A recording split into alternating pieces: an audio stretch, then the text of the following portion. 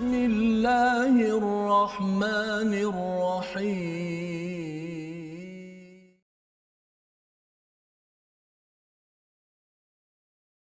أعوذ بالله من الشيطان الرجيم بسم الله الرحمن الرحيم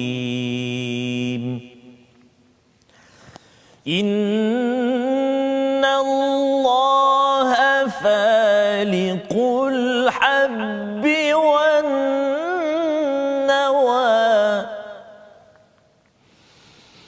يخرج الحي من الميت ومخرج الميت من الحي ذلكم الله فأنى تؤفكون صدق الله العظيم. Surah Al-Nazim. Assalamualaikum warahmatullahi wabarakatuh. Alhamdulillah wassalatu wassalamu ala Rasulillah wa ala alihi wa man walah. Syada la ilaha illallah, syada Muhammadan abduhu wa rasuluh. Allahumma salli ala sayidina Muhammad wa ala alihi wa sahbihi ajma'in. Amma ba'd. Apa khabar tuan-tuan dan puan yang dirahmati Allah sekalian? Kita bertemu pada hari ini, kita bertemu dalam My Quran Time, baca faham amal, dan pada hari ini kita berada dalam surat ulang kaji kita pada halaman 140 hingga 144. Kita sudah pun melewati 5 halaman pada minggu ini untuk kita sama-sama menghargai kepada bagaimanakah kehebatan Allah Subhanahu Wa Taala, dan pada hari ini kita mengulang kaji bersama Al-Fadil Ustaz Mustafa Suki. Apa khabar Ustaz? Alhamdulillah sihat. Ahlan wa sahlan ke program kita untuk berkongsi pada hari ini insya-Allah. Insya-Allah. Dan kita mengucapkan selamat datang juga kepada Ustaz Tarmizi. Ustaz. Ya, tetamu kita juga ya. Ya Ustaz. Insya-Allah ya. Dalam kesejukan Dalam kesejukan. akhir tahun. Akhir tahun. Okey. Ada sahabat-sahabat kita yang saat ini diuji dengan banjir ya. Betul. Jadi mudah-mudahan terus diberi kekuatan dan keselamatan. Katanya Ustaz nak balik kampung nanti. Betul Ustaz. Insya-Allah. Insya-Allah Terengganu ya. Betul Ustaz. Rindulah dekat Cik. Oh, cik.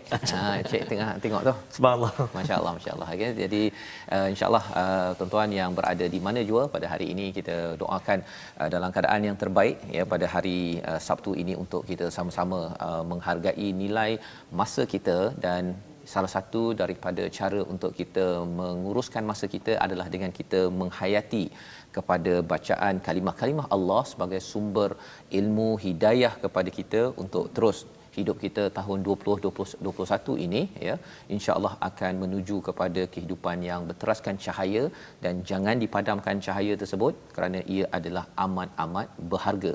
Dan inilah yang kita ingin sama-sama ulang kaji. Kita mulakan dahulu dengan Ummul Quran Al-Fatihah pada hari ini. Silakan Ustaz Tarmizi. Terima kasih kepada Ustaz Fazrul. Tetamu kita Al-Fadhil Ustaz Mustafa. Khususnya tuan-tuan dan puan-puan sahabat Al-Quran yang dikasihi Allah Subhanahu Wa Taala sekalian. Mari kita memulakan hari ini dengan Ummul Quran Surah Al-Fatihah. Jadi sahabat-sahabat Al-Quran semuanya yang ini berada di rumah, barangkali bersama keluarga, barangkali sedang berkurung sebab tak boleh nak keluar, ataupun kalau orang tengah tak boleh nak tubik, tak boleh nak keluar. Jadi mudah-mudahan terus bersama dengan program kita My Quran Time, ataupun teruslah bersama dengan Al-Quran insya-Allah. Mari kita baca surah Al-Fatihah. A'udzubillahi minasyaitonirrajim. Bismillahirrahmanirrahim. الحمد لله رب العالمين الرحمن الرحيم مالك يوم الدين إياك نعبد وإياك نستعين اهدنا الصراط المستقيم صراط الذين أنعمت عليهم غير المغضوب عليهم ولا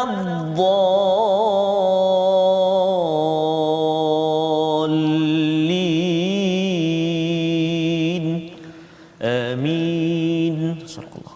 rabbal alamin. Begitulah bacaan Ummul Quran Al-Fatihah. Tuan-tuan baca bersama dengan Ustaz Tarmizi sebentar tadi untuk kita selalu melihat kepada diri kita, iyyaka na'budu wa iyyaka nasta'in, padamu ya Allah satu-satunya, kepada Allah kita beribadah menghambakan diri, dan padamu ya Allah kami memohon pertolongan.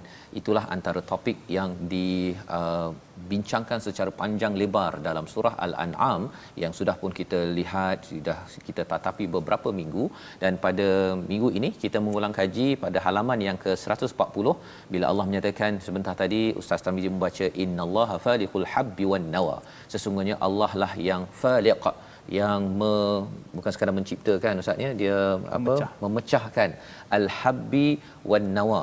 Beza habbi wan nawa tu apa ustaz? Masya-Allah. Ini jenis-jenis pokok dan jenis biji-bijian. Okey. Kalau habbi itu macam contohnya apa? Macam jagung ke? Jagung, gandum, macam padi. Padi yang kecil-kecil tu ya. Kalau nawa ini macam apa, biji kurma. Ya, lebih besar lagi. Ya. Jadi itu bezanya yang kita sudah pun lihat pada minggu ini, pada hari Isnin yang lepas, tentang bagaimana Allah menerangkan tentang biji-bijian ini nampak macam tak berapa nak hidup ya, tetapi akhirnya boleh menghidupkan.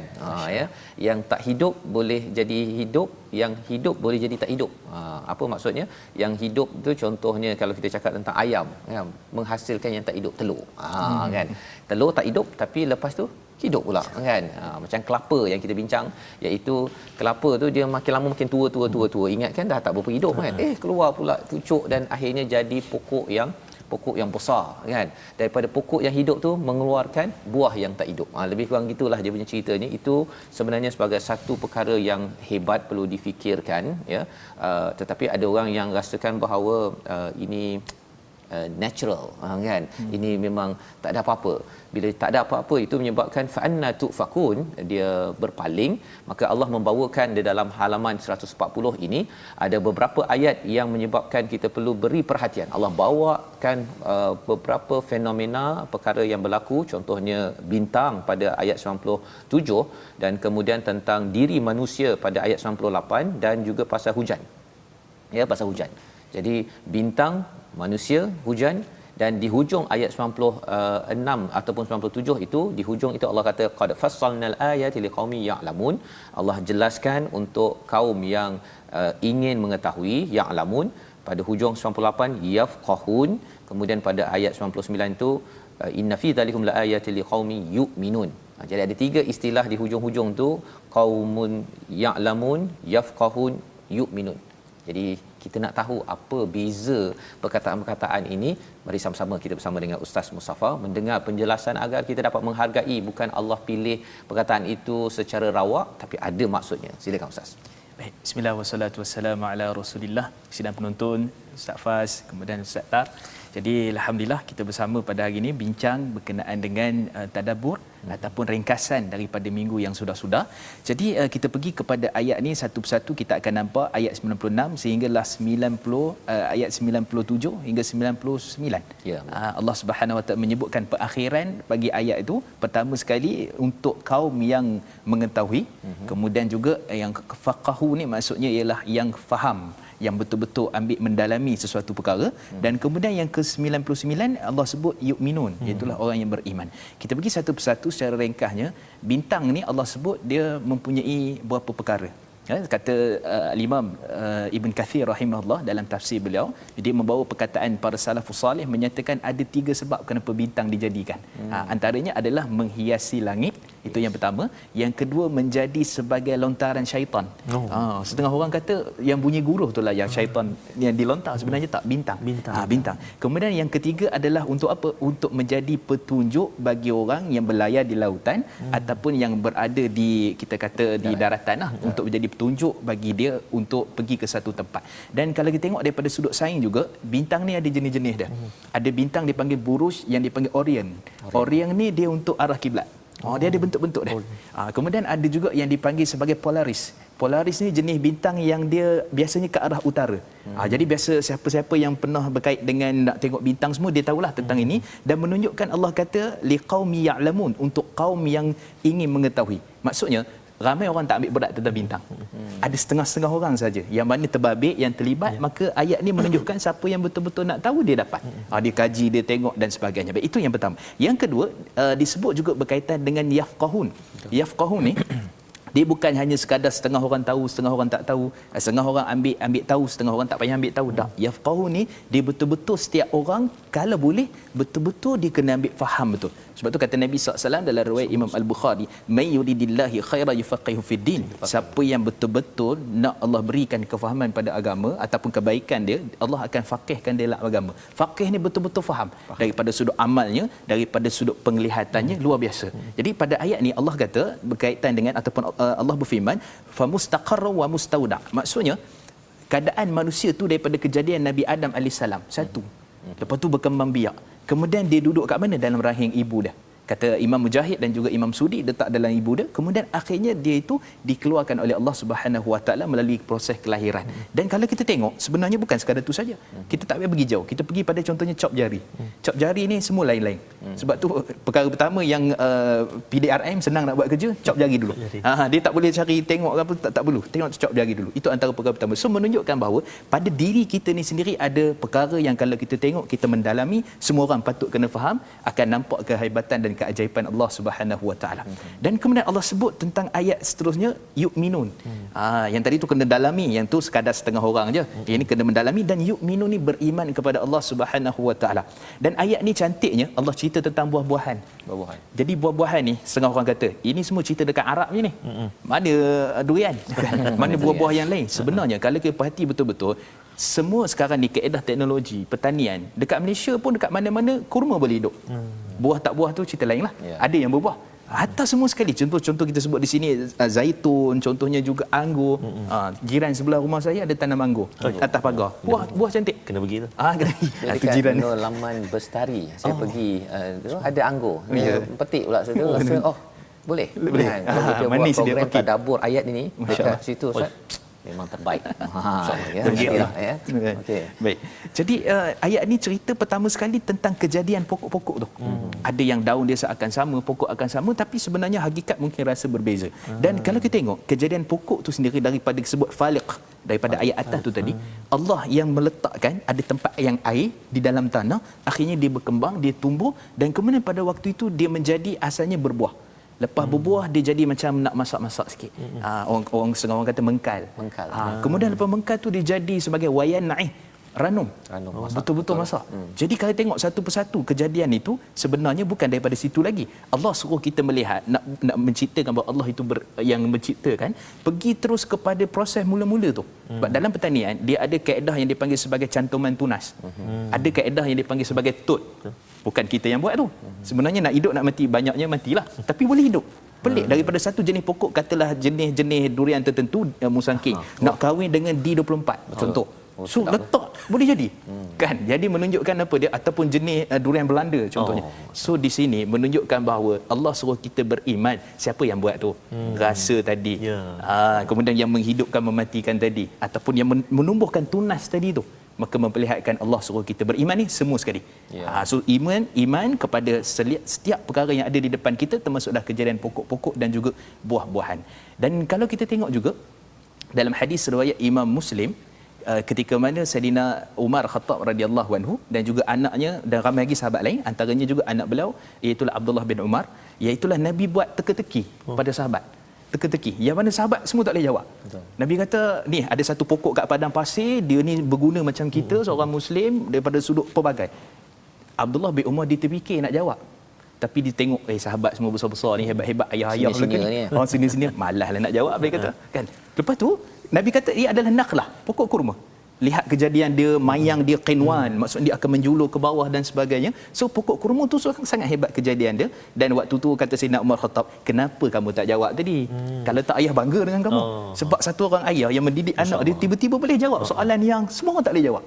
Maka sebab itulah menunjukkan bahawa iman itu sendiri kita boleh nampak bahawa Allah Subhanahu Wa Taala menjadikan pelbagai cara kaedah supaya manusia melihat tentang macam mana kehebatan Allah menciptakan itu. Masya-Allah, itu adalah beberapa kumpulan manusia yang lamun yang nak mengetahui, cari ilmu, yafqahun yang kena faham ya tentang diri, dan yang ketiga tadi kepada semua orang kena beriman ya. Betul. Dengan melihat kalau dah nampak kehebatan sangat dalam segala tumbuh-tumbuhan yang ada ini, sepatutnya kena beriman. Dan bercakap tadi tentang cap jari tadi Ustaz ya. Sekarang ni zaman QR code.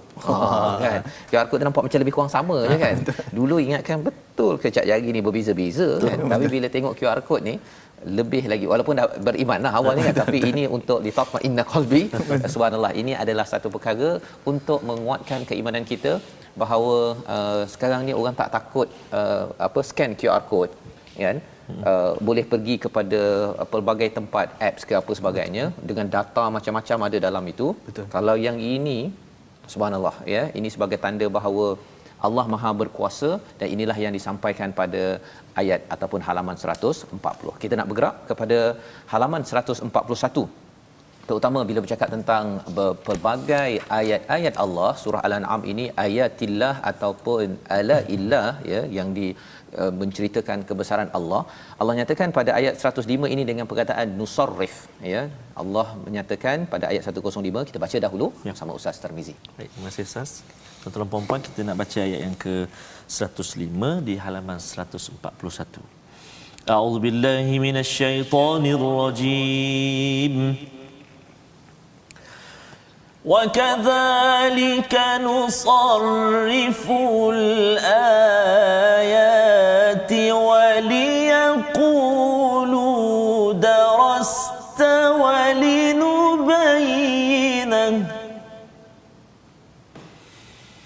وَلِيَقُولُوا دَرَسْتَ وَلِنُبَيِّنَهُ لِقَوْمٍ يَعْلَمُونَ. صدق الله العظيم. Dan demikianlah kami jelaskan berulang kali ayat-ayat kami agar orang musyrik mengatakan engkau telah mempelajari ayat-ayat itu daripada ahli kitab, dan agar kami jelaskan Al-Quran itu kepada orang-orang yang mengetahui. Perkataan yang menarik dalam ayat ini yang boleh kita nak tahu sebenarnya ada bersama dengan Ustaz Mustafa. Perkataan nusarrif ya, terjemahannya menjelaskan berulang-ulang ya, tetapi nusarrif ni adakah berulang yang sama ataupun sebenarnya apa maksud?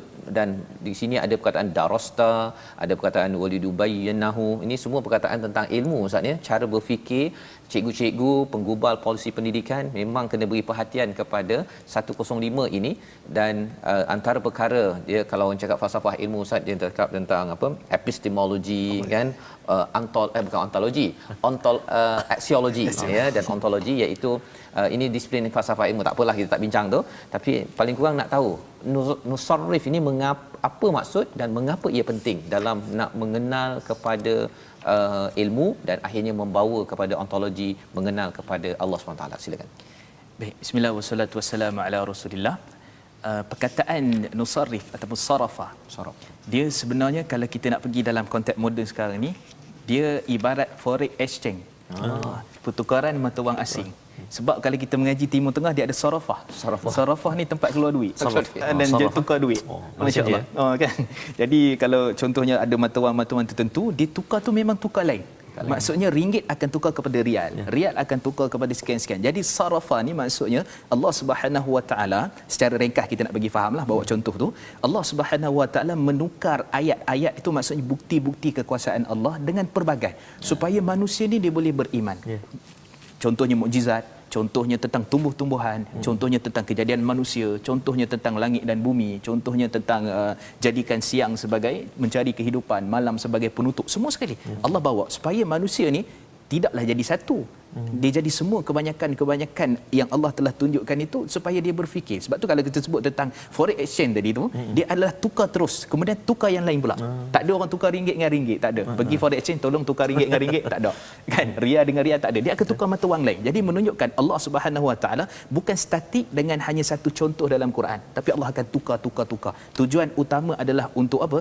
Kalau tengok kat situ darasta, iaitulah untuk manusia itu darasta ni kata Imam Mujahid ialah untuk kamu membaca, qara'ta wa ta'allamta.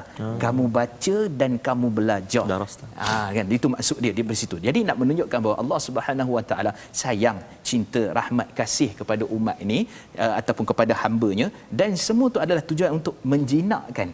Kalau kita contohnya nak tangkap ayam, ayam ni macam-macam perkara kita nak buat supaya dia jadi jinak. Nak ayam hutan. Ayam hutan memang payah nak jinak, Ustaz. Kita kena kurung, kita kena bagi makan dan kena bercampur dengan ayam lain. Jadi ayam lain jadi ayam hutan pula. Jadi di situ menunjukkan bahawa Allah Subhanahu Wa Taala lebih hebat pemisalan perbandingan itu. Semua ayat-ayat yang digunakan, tanda-tanda bukti kekuasaan tidak lain tidak bukan untuk menarik semula manusia, dan disebutkan di sini juga pada akhir ayat tu apa dia, liqaumi ya'lamun, lagi sekali untuk manusia mengetahui tentang apa yang berada di sekelilingnya. Jadi perkataan liqaumi ya'lamun itu adakah kerana orang mencari ilmu ni kadang-kadang dia jadi liar macam ayam hutan tadi ke macam mana sebenarnya? Liqaumi ya'lamun bukan yafqahun, bukannya yu'minun tadi. Baik, kalau kita ikut daripada sudut ayat ni, menuntut ilmu, betul. Ada setengah orang dia akan jadi liar sebab dengan ilmu tu dia nakkan sijil, dengan ilmu juga kadang-kadang dia nakkan supaya dia tu, sebab tu dalam hadis Nabi SAW dalam riwayat Imam Tirmizi, Nabi mengajar kepada kita belajar ilmu bukan untuk menyaingi ulama, bukan menyaingi siapa-siapa, tidak, tapi untuk kita darasta wa ta'allamta, kamu amal dan juga kamu belajar dan praktikal. Itu maksudnya maksudnya dekat dengan Allah Subhanahu Taala, ya. Itulah objektif dalam mempelajari ilmu, bukan makin mengumpulkan sijil ataupun nak tunjuk saya lebih hebat, nanti boleh bayar lebih sikit daripada saya. Itu ada juga orang yang ambil PhD pasal dapat lebih sikit kalau projek dengan kerajaan, ya. Jadi ini pelajaran penting. Ilmu membawa kita makin mentauhidkan Allah Subhanahu Wa Taala, dan inilah antara objektif penting yang kita belajar pada halaman 141. Jadi kita berhenti sebentar, kita berehat, tuan-tuan boleh minum, ya, ataupun borak-borak apakah pelajaran 140 141, tanya pada ahli keluarga, kawan-kawan, sebelum kita menyambung halaman 142 sebentar lagi. My Quran Time, baca, faham, amal.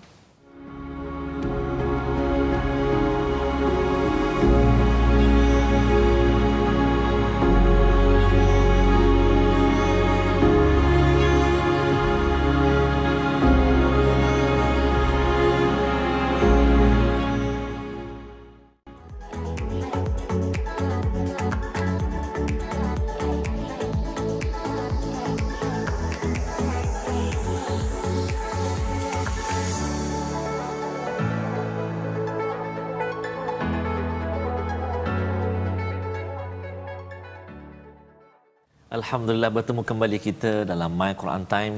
Hari ini kita bersama dengan ilmuwan kita Al-Fadhil Ustaz Mustafar dan juga Al-Fadhil Ustaz Fazrul. Hari ini kita berkongsi tentang ulang kaji kita bermula daripada muka surat 140 dan juga 141. Lepas ini kita nak sambung muka surat 142 pula.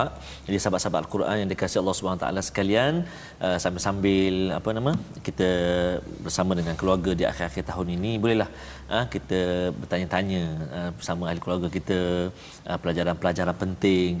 Sekurang-kurangnya dalam setiap surah itu saya ada apa kata kunci ataupun pelajaran yang boleh diambil. Surah Al-Baqarah apa dia, Ali Imran apa dia, kan. Dan begitu juga dengan pelajaran-pelajaran kita tentang tajwid, boleh kongsi-kongsikan ikhfa hakiki, izhar halqi dan sebagainya, sifat huruf ataupun surah Al-Fatihah yang kita selalu ulang-ulang baca. Barangkali mungkin boleh buat ujian dalam keluarga kita, sila nyatakan maksud ataupun sila hafal maksud ayat 7 ayat dalam surah Al-Fatihah. Contoh Ustaz Fazrul, insya-Allah mudah-mudahan. Baik, terima kasih ucapkan kepada Ustaz Tirmizi. Idea itu menarik Ustaz, ya, untuk dipelbagaikan. Tadi Allah kata nusarrif tadi itu, kita pun kena pelbagaikan pendekatan agar akhirnya ayat-ayat Allah ini menjadi menarik kepada anak-anak, kepada kawan-kawan kita, dan mereka nampak praktikalnya perkara ini. Jadi kita teruskan dengan halaman 142. Allah memberi tahu kepada kita lagi dan lagi, dan salah satu daripada perkara penting Allah menyatakan bahawa Allah mengetahui siapakah, ya, dialah yang lebih mengetahui siapa yang tersesat daripada jalannya, dan dia lebih mengetahui orang yang mendapat petunjuk. Jadi sebenarnya kita selalu minta hidayah daripada Allah Subhanahu taala setiap hari, ihdinas siratal mustaqim. Jadi Allah kata inna rabbaka huwa a'lamu man yadillu, ya. Kemudian a'lamu bil muhtadin. Menarik ayat ini kerana yadillu itu dia dalam bentuk fi'il Ustaz ya. Tapi muhtadin itu dalam bentuk yang begitu ya, kata nama situ nak cerita, nak minta Ustaz cerita sikitlah kalau sempat. Tapi lepas ayat 117 itu ialah suruh makan. Makan. Tiba-tiba ada makan tu, itu yang lagi menarik. Tapi kita dengar dahulu bacaan ayat 117 118 bersama Ustaz Tarmizi. Silakan. Terima kasih kepada Ustaz Fazrul. Kita nak baca ni ayat yang di muka surat 142 ni, permulaan juzuk yang ke-8 Ustaz. Kita nak baca ayat 2 ayat akhir. 2 ayat akhir Ustaz. Kalau ayat 115 ni kan Ustaz, selalu kita baca kan, tuan-tuan dan puan-puan kan, kalau majlis khatam biasanya dia baca ayat ni watammat kalimat. Jadi insya-Allah mudah-mudahan sampai masa nanti kita khatam. Tapi kalau boleh biarlah kita khatam juga pengajian kita ni. Betul. Tafsir, terjemahan kita sekurang-kurangnya. Selalu khatam ni dah selalu cuba khatam terjemahan dulu mula-mula, dan juga insya-Allah Allah beri peluang pada kita untuk khatam pengajian kita di Quran Time. Amin ya rabbal alamin. Mari kita baca ayat 117 118. A'udzubillahi minasyaitonir rajim. Inna rabbaka huwa a'lamu man yadhillu an sabilihi wa huwa a'lamu bil muhtadin.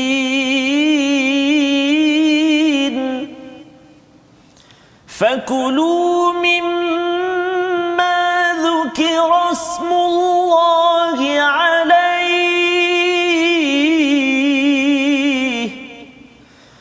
فكلوا مما ذكر اسم الله عليه إن كنتم بآياته مؤمنين. صدق الله العظيم. Surah Al-Azim ayat 117, sesungguhnya Tuhanmu dialah yang lebih mengetahui siapa yang tersesat daripada jalannya, dan dia lebih mengetahui orang yang mendapat petunjuk. Ayat 118, maka makanlah daripada apa sembelihan yang ketika disembelih disebut nama Allah jika kamu beriman kepada ayat-ayatnya. Jadi kita nak mengetahui sedikit yadillu dan al-muhtadin, dan juga kaitan tanasub dengan ayat yang seterusnya untuk kita lebih memahami yafqahun pada ayat ini. Silakan Ustaz. Bismillah wassalatu wassalamu ala Rasulillah. Ustaz Tar, Ustaz Fazrul, bila berbincang tentang ayat ini, Allah Subhanahu wa taala sebutkan perkataan yadillu, daripada fi'il mudhari', iaitu dipanggil present, sekarang. Kemudian Allah guna perkataan muhtadin bermaksud isim. Maksud isim di sini adalah kata nama khas bagi orang-orang yang mendapat petunjuk daripada Allah Subhanahu wa taala. Kalau tengok daripada sudut bahasa Arab pun dah berbeza. Kerana yudillu ni bermaksud sebagai tajdid wa taqrib. Maksudnya dia sentiasa ada orang sesat, ada orang disesatkan, ada orang yang akan sesat dengan tak ada petunjuk, dan ada orang juga dengan Quran, dengan panduan pun kita sesat juga. Allah. So maksudnya di sini adalah Allah Subhanahu wa taala berkehendak bagi orang yang mana tidak mendapat petunjuk, dia boleh jadi disesatkan. Adapun muhtadin, orang yang maksudnya isim di sini dia teguh, dia tetap, dan dia ada pendirian kuat. Maksudnya a'lam tu Allah saja yang mengetahui. Jadi daripada ayat ni kalau kita nampak, pertama sekali hidayah dan petunjuk semata-mata daripada Allah Subhanahu wa taala yang Allah kurniakan. Dan yang kedua, dalam berhadapi tentang golongan-golongan yang menyimpang daripada Ahlus Sunnah. Contohnya orang tertentu yang dia pegang Quran juga. Contohnya dia kata wa'bud rabbaka hatta ya'tiyakal yaqin. Sembah Tuhan kamu sampai aku yakin dah, tak payah solat. Contoh. Macam mana kita nak membantah? Baik, dalam Islam dia ada yang panggil iqamatul hujjah. Kita kena dirikan hujah. Hujah di sini maksudnya hujah akli daripada akal kita, dan juga hujah daripada naqli, Quran dan sunnah. Kita kena iqamatul hujah. Dan akhir sekali Allah sebut dekat sini mayudillu an sabili. Allah Maha mengetahui siapa yang sesat. Jadi kita secara akta ataupun secara kita kata majlis agama ataupun sebagainya boleh bagi tahu yang ni terkeluar daripada aliran Ahlussunnah, yang ni terkeluar, tapi hakikat sebenarnya Allah Maha mengetahui. Dan ada orang yang nampak dia macam cantik molek, dia nampak di atas jalan petunjuk, tapi hakikat sebenarnya Allah Subhanahu wa taala yang mengetahui betul ke tak sebenarnya. Sebab tu kita selalu kena doa pada Allah. Sebab tu kata Nabi sallallahu alaihi wasallam, inna ummati la yajtami'u 'ala dhalalah. Umat aku ini umat yang mana? Ulama, warathatul anbiya, mereka pewaris para nabi. Jadi mereka inilah yang kita nak jadikan sebagai petunjuk. Kita nak jadi Quran, kita nak mengajar hadis dan sebagainya, mereka inilah rujukan kita. Selagi mana kita pegang pada tu, maka insya-Allah kita tidak akan dapat yang kita panggil sebagai kesesat daripada jalan yang sebenar. Dan ayat sebelum tu kalau kita tengok juga ramai sesat ni. Yudilluk ya an sabilillah. Maksudnya banyak yang sesat ni. Sesat ni sebenarnya di sini maksudnya siapa? Bukan ulama. Yang sesat di sini bukan orang yang bijak, alim, pandai dalam bidang agama, tetapi mereka adalah orang awam yang tidak mahu mencari petunjuk, maka akan disesatkan oleh Allah Subhanahu Wa Taala, ataupun kita kata dia akan mencari jalan yang sesat itu. Kemudian kalau kita tengok pula pada ayat seterusnya, tiba-tiba cerita makan. Apa kaitan dia? Di sini kalau kita tengok tafsir Ibn Kathir rahimahullah dan ulama-ulama yang lain, maksud makan di sini adalah setiap perkara mesti disebutkan nama Allah. Petunjuk daripada sudut akidah. Kenapa? Kerana kalau kita baca dalam banyak kitab tafsir menunjukkan orang Arab jahiliah dulu dia makan bangkai. Dan kemudian dia makan dengan tidak menyebut nama Allah Subhanahu Wa Taala. Maka petunjuk juga orang yang boleh sesat adalah bila mana makan dia tak ingat Allah. Bila mana makan akidahnya menyimpang. Contoh, ni minta maaf saya sebutlah. Kadang-kadang orang-orang tertentu dia nak memutus ubat, dia panggil. Memutus ubat ni akhir sekali dia dah berubat apa semua, akhir sekali tu okey. Memutus ubat ni awak kena sediakan 1 ekor ayam putih. Telur 2 biji. Duit 15 sen. Contoh kan. Jadi memutus ubat. Jadi putus tu dia buat apa? Dia masak ayam tu, dia hanyutkan kat laut, dia letak dekat pokok dan sebagainya. Ini yang juga Allah sebut dalam surah Al-Maidah ayat 90 yang Allah Subhanahu Wa Taala menyatakan apa? Tentang perbuatan syaitan yang ansab, memberi makan bahala, dan juga termasuk juga tentang bertendung nasib dengan anak panah. Semua berkait dengan perkara itu. Akhirnya makan dia cerita dia. Jadi makan pun kena ada tauhidnya, kena ingat pada Allah, sembelih kerana Allah, dan hakikat sebenar makan tu tidak lain tidak bukan la haula wala quwata illa billah. Tak ada kekuatan, tak ada kudrat kita melainkan nak ibadah pun, makan pun Allah kurniakan pada kita. Jadi ini adalah perkara penting bagi orang yang mendapat hidayah, Ustaz ya.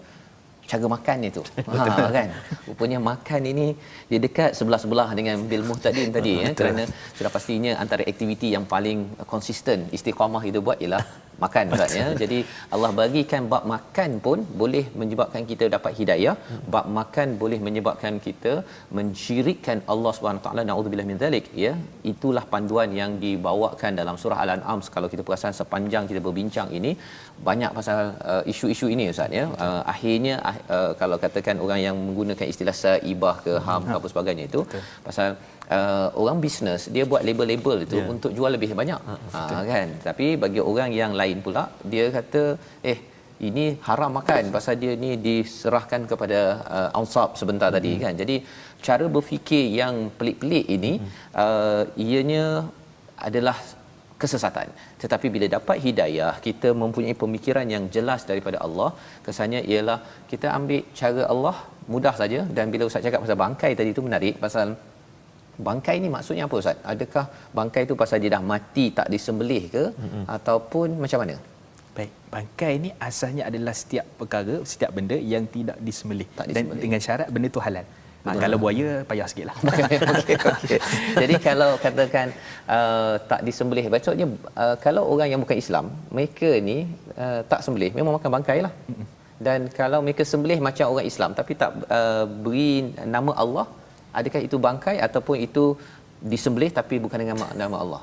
Baik, di sini ada perbahasan lah, lihat kepada ahlul kitab ataupun sebagainya. Cuma kalau daripada sudut asasnya, walaupun dia sebut bismillah, tapi dia syirik. Dia tidak melakukan apa yang sepatutnya, dan sembelihan tu kerana Allah. Contohnya macam ada setengah masyarakat ni, dia nak sembelih ayam tu, dia akan sikit je dekat dia punya kerukuk ayam tu, lepas tu matilah. Lepas mati tu dia buat apa? Dia macam-macam lah, sup dan sebagainya, tapi dia bukan kerana Allah. Dan sebab tu satu orang Muslim, para ulama sepakat, antaranya juga dibincangkan oleh Abdullah bin Umar, Ibn Abbas dan yang selainnya, nak sembelih kena sebut bismillah. Bismillahirrahmanirrahim, untuk menjadikan benda tu tidak bangkai. Masya-Allah. Jadi maksudnya ialah kalau orang tu tak sembelih ataupun sembelih bukan kerana Allah, automatik bangkai. Kan? Biasanya orang cakap orang tak sanggup makan bangkai.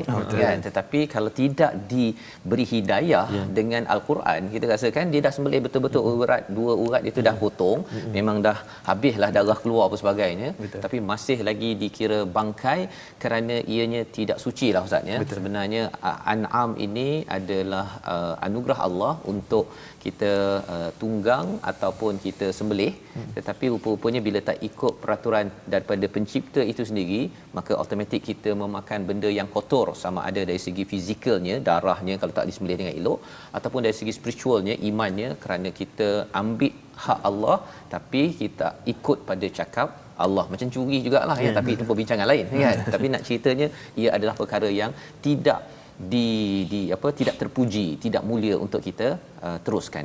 Baik, pada ayat ataupun halaman 143 satu lagi kita ada satu perumpamaan yang menarik, iaitu berkaitan dengan orang yang mati dengan orang yang hidup ya, tentang nur cahaya daripada Allah Subhanahu Wa Taala. Mungkin kita baca satu ayat 122 sebelum kita melihat ringkas nanti apa maksud perumpamaan ini. Silakan. Baik, terima kasih kepada Ustaz Fazrul, Ustaz Mustafa, tuan-tuan dan puan-puan sahabat Al-Quran yang kasih Allah Subhanahu Wa Taala sekalian. Ayat 122 agak panjang juga ayat dia. Jadi perhatikan dekat mana tempat yang kita boleh berhentilah insya-Allah. A'udzubillahi minasyaitonir rajim. Awaman kana maitan fa ahyaynahu wa ja'alna lahu وجعلنا له نورا يمشي به في الناس كمن مثله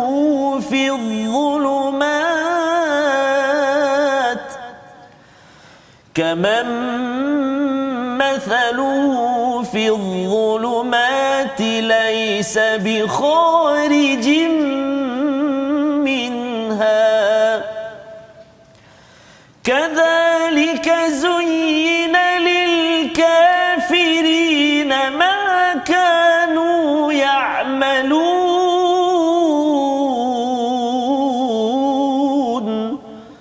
صدق الله العظيم. Dan adakah orang yang sudah mati lalu kami hidupkan dan kami berikannya cahaya yang membuatnya dapat berjalan di tengah-tengah orang ramai, sama dengan orang yang berada dalam kegelapan sehingga dia tidak dapat keluar dari sana. Demikianlah dijadikan terasa indah bagi orang-orang kafir terhadap apa yang mereka lakukan. Tadi kita bincang pasal makanan Ustaz ya. Terus ayat 119, 120, 121 pasal makanan ya. Maksudnya sembelih daripada hidup pada mati. Kemudian tiba-tiba muncul pula perkataan mati hidup kan. Tetapi kali ini sudah bukan pasal ayam lagi dah. Ini pasal manusia yang mati diberikan kehidupan. Kalau boleh Ustaz cerita sikit apa maksud perumpamaan ini Ustaz? Baik, bismillah wassalatu wassalamu ala Rasulillah. Cantik Al-Quran sebenarnya. Yes, ada kalanya mati dulu baru hidup. Ada kalanya hidup dulu baru mati. Macam-macamlah perbicaraan berkaitan hidup dan mati. Dan kita tengok sebagai contoh dalam surah Al-Mulk ayat yang kedua, allazi khalaqal mauta wal hayat. Allah sebut tentang mati dulu kemudian baru hidup. Kata ulama-ulama bahasa ataupun ulama balaghah, maksudnya taqdimus syaraf. Maksudnya mati itu mulia. Mendahulukan yang mati, sebab mati itulah syarat masuk syurga. Mati itulah syarat ini dan itu dan sebagainya. Kena mati dulu. Dia tak boleh amal ibadat soleh kemudian masuk syurga terus, tak boleh. Dia kena mati dulu. Maka kalau daripada ayat ini, pertama sekali kita akan tengok maksud di sini adalah perumpamaan. Kita bagi contoh mudah Contohnya satu jenis, kita katalah pokok mangga, tak ada buah. Kemudian kita bagi dia NPK 15. Itu tambah baja. Dia tambah baja. Dia ada baja buah, ada baja macam-macam. Ya, betul. Jadi kita bagi dia baja tu, dia jadi berbuah. Asalnya tu seolah-olah macam tak ada guna. Pokok tu. Sekadar pokok, hebat mana pun dia, apa pun jenis klon yang ada, dia takkan hebat. Melainkan letak baja, dia jadi buah. Jadi suntikan itu. Kemudian contohnya yang lain, kita tengok sebagai contohnya kucing. Kucing ini ada setengah orang, dia kalau kucing kampung dia tak nak. Kotor lah kan, ada luka dan sebagainya. Tapi kalau dah letak ubat, kena vaksin, kena apa semua, dah cantik, yang tu dia nak peluk hari-hari. So asalnya nampak macam mati. Jadi manusia ni Allah Subhanahu Wa Taala ibaratkan dia hidup, tapi sebenarnya dia seolah-olah macam mati, kekeringan. Zombie lah. Ya, zombie kan. Kemudian Allah kata, Allah datangkan cahaya. Cahaya ni kata Imam Ibn Abbas dan juga Sudi, satu ulama besar tabi'in, menyatakan maksudnya Quran dan Islam. Quran dan Islam lah yang menghidupkan balik jiwa, yang mententeramkan balik manusia, dan akhirnya dia akan memberikan kebaikan-kebaikan. Dan juga Allah sebut akhir ayat, pertengah ayat tu, zulumat. Zulumat ni maksudnya kegelapan-kegelapan. Kalau tengok pada surah Anbiya, Allah sebut tentang macam mana Nabi Yunus ada dalam perut ikan paus lah kita kata tu, fanada fi zulumat. Nabi Yunus alaihissalam berdoa ketika mana pada kegelapan-kegelapan. Ulama tafsir menyatakan pertama kegelapan dasar laut, kedua kegelapan malam, yang ketiga kegelapan dalam perut ikan tu. Jadi menunjukkan bahawa manusia ni memang banyak sangat dia punya syiriknya, kufurnya, maksiatnya, dosanya. Akhirnya dengan Quran itu Allah bagi cahaya, dan juga dengan Islam itulah Allah hidupkan cahaya dalam jiwa.